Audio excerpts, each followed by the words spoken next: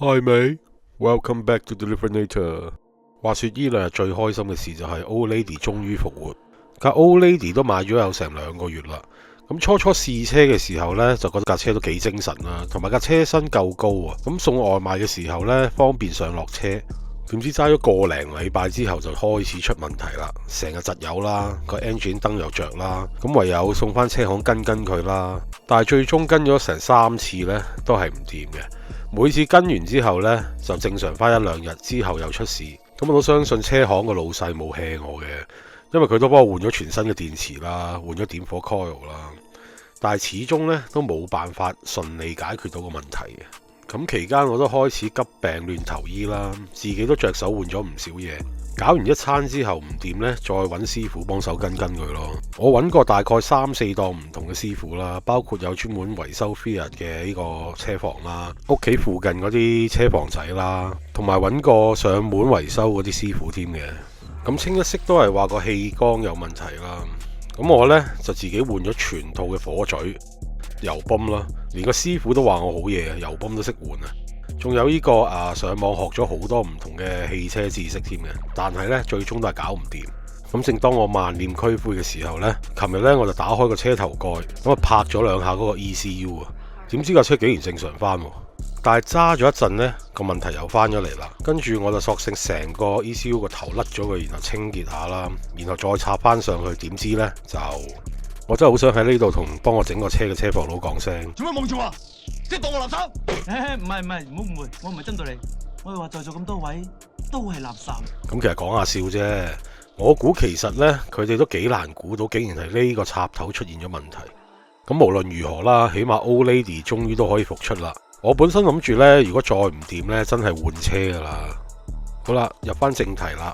今日係禮拜3，我覺得對 Norwich 嘅外賣仔嚟講呢，今日叫做墳墓日啊！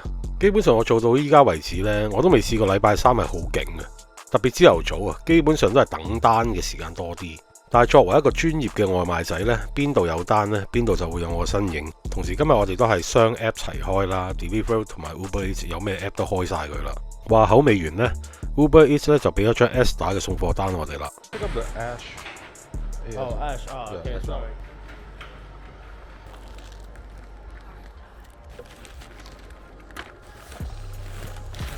Thank you.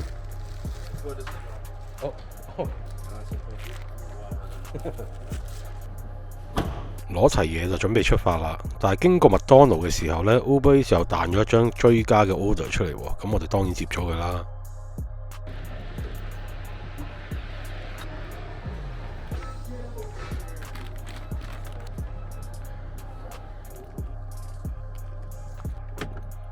本身張 Asda 單係7磅幾嘅，咁追加咗張麥當勞之後呢，呢張單就變咗有10.96磅啦。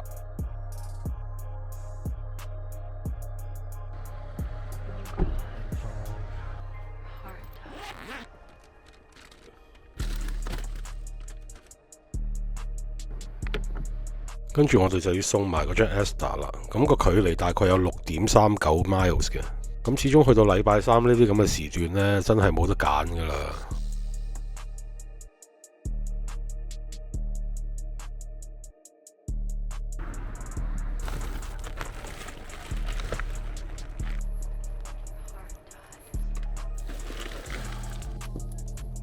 Perfect. Thank you so much. Have a good day. Bye-bye. 搞掂呢張單之後呢，我哋唔小心 miss 咗一張 Uber Eats 啊，咁但係呢 Deliveroo 呢都派咗一張 Morrison 嘅 order 俾我哋，我都估唔到呢張單竟然喺屋企門口，咁其實呢，我爭啲想翻屋企添。Here we go. Sure. Thank you. No problem. 呢張 order 嘅金額呢係7.77磅嘅。咁收得7磅幾呢，個距離都唔會近噶啦。呢張單要送去一個叫 Horsford 嘅地方。我發覺英國呢其實都好多櫻花樹嘅，所以揾個機會都可以去賞櫻啊。咁但係天氣暖咗呢，有一樣嘢都幾大鑊，就係呢路邊經常會有好多小動物啊。如果一個唔小心呢，就好容易車親佢哋。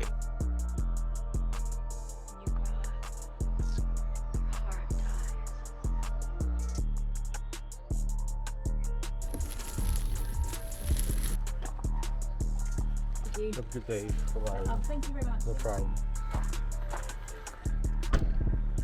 送完呢張單之後係10:45啊，咁啊突然間靜晒啦。咁回程途經呢個 B&Q 呢，咁佢個 car park 比較大啊，所以我就揸入去等等，睇下幾時會仲有單。時間去到11:02啊 ，Uber Eats 呢就終於派咗一張麥當勞嘅訂單俾我哋，金額呢係5.85磅嘅。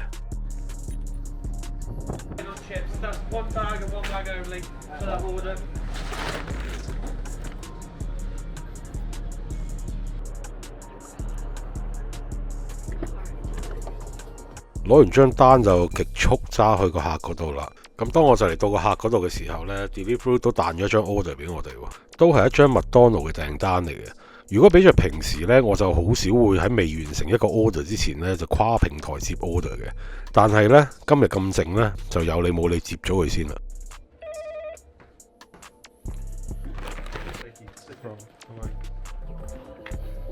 最近英國個流感好厲害啊！所以咧，我做完個朝頭早咧，都翻咗屋企休息。咁而家我都係暈暈地咁剪緊呢條片嘅，剪完就去瞓一陣。咁做完呢張單呢，就順手去攞埋嗰張 Deliveroo 嘅麥當勞先啦。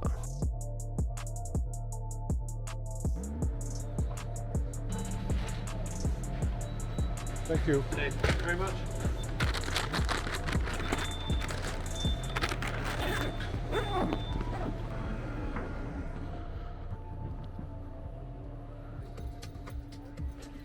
我今朝都打咗電話俾 Every 嘅經理，叫佢唔使幫我排更啦，因為做 Every 真係幾辛苦啊！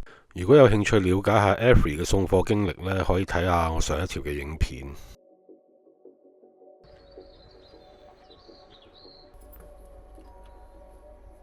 Hello, may I have the code, please? Yeah, 48. 48. Perfect. Thanks. Enjoy. Thank you. No problem. 呢張麥當勞嘅收入係5.53磅，果然冇估錯，今日係好靜啊！其實我哋到依家為止都未試過單連單嘅，每次做完一張都要等5-6分鐘先至會再嚟下一張，仲要係我哋已經開咗2個 app 喎。咁喺呢個時候 Uber Eats 咧都俾咗一張麥當勞嘅 order 我哋啦，個金額係4.62磅。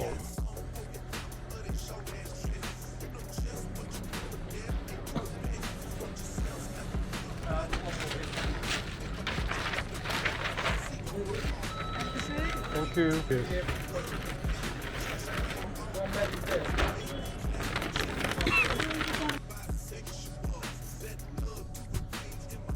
我發覺呢啲麥當勞 KFC 呢啲連鎖快餐呢個工作人員流動性都幾大。我送餐到而家應該都未夠2個月，但我發覺佢哋啲工作人員已經換咗好多輪㗎啦。成日見啲經理喺度 train 緊啲新人，呢張 order 個客都幾心急，企咗喺度等。所以就極速交收咗呢張單，馬上又可以再出發。今日好多時候呢，都好似而家咁樣呢，漫無目的咁樣喺條路度揸車。時間亦都嚟到中午嘅12點左右啦。我哋今日係9點半開工嘅，咁我計劃係做3個鐘頭，即係12點半就收工。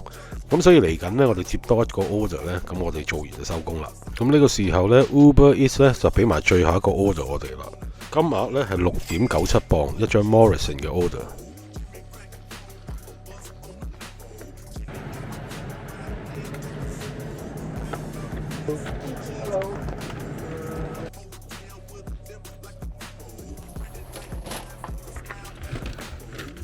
好，攞埋個 order，跟住我哋出發啦。